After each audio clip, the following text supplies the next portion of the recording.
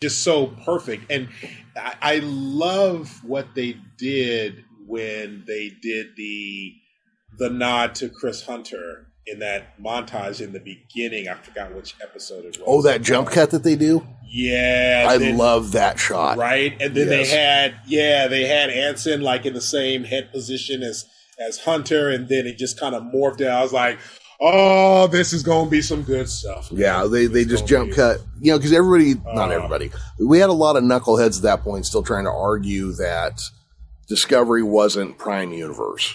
Right. You know, whatever that's going to mean for whatever purpose that serves. Right. And that jump cut to me just kind of said, shut up. Same guy, same universe, same role. Here we go. Well, it's also dumb because it's like if the producers are saying it's Prime Universe, then what else is there to argue? It's Prime Universe. You can say in your head canon it's not, or you can try to cite examples of why it isn't, but it's like it doesn't matter. They're saying that it is. Yeah, if the owners of the property say, guys, this is it, then that's it. Yeah, what else is there to say? Yeah. So it's a dumb argument. There's no foundation but that taps into discussions of toxic fandom and gatekeepers and people who just want to be difficult for the sake of being difficult. And it's sad that people can not like something, people can have a critique about something, people can say what they want in terms of their opinion on something.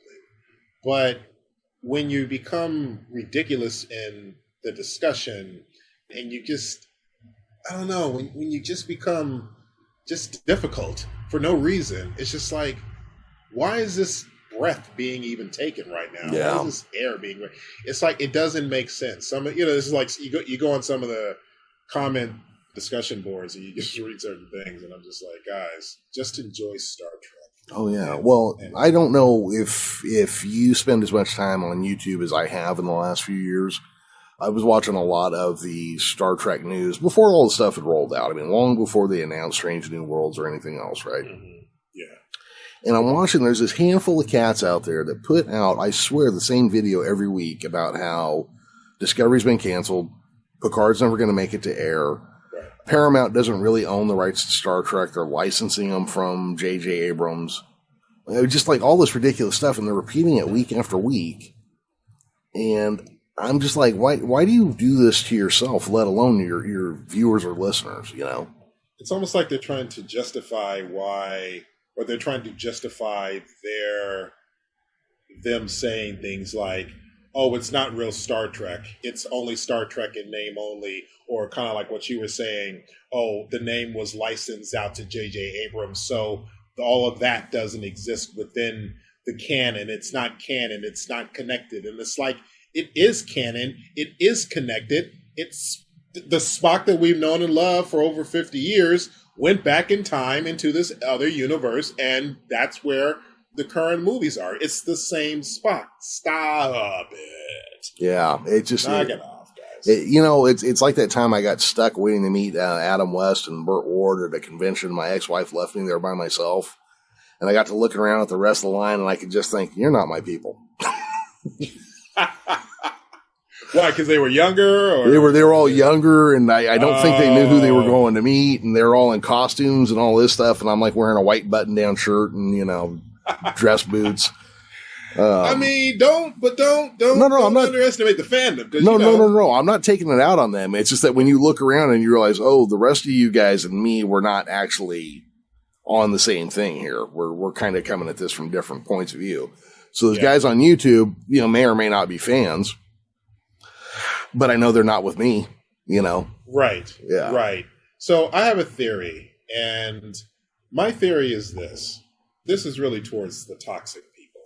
Those type of fans will never be satisfied unless you de-aged everybody who's still around, or, and I say this respectfully, you resurrected and dug up everyone who passed and threw them on the sets, respectively, their respective sets, and continued their adventures. People want to not look at the fact that Star Trek's going to continue, and it has to continue with sometimes fresh eyes. Yeah. And the stories have to continue. And, you know, whether we continue it in the original series timeline or the Next Generation timeline, it's going to continue. And the great thing is we have so much to dig into, which we are currently doing. We're back in the original series era. Hell, we went 100 years before with Enterprise. And now we're in the Next Gen era with Picard and with Lower Decks and with Prodigy. Come on, guys. And now we're even further in the future now that Discovery went 900 years up. And by doing that, we have 900 years of stuff that could be just thrown in there. Not thrown in there, but, you know, that could be, you know, talked about, discussed, and all this kind of stuff. Oh, yeah. Definitely I think it's established and looked at, yeah. Oh, yeah.